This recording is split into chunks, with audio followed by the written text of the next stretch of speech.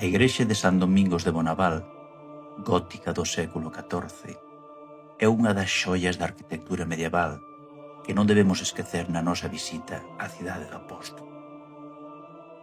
Ao carón do convento homónimo, compre visitar tamén este, xa que é a sede do inesquecible Museo do Pobo Galego, onde se conserva a memoria etnográfica de Galicia nos diferentes eidos.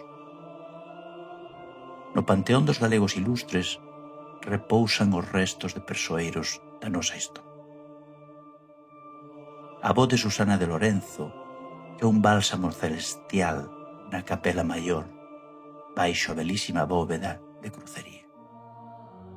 O Virtus Sapientiae.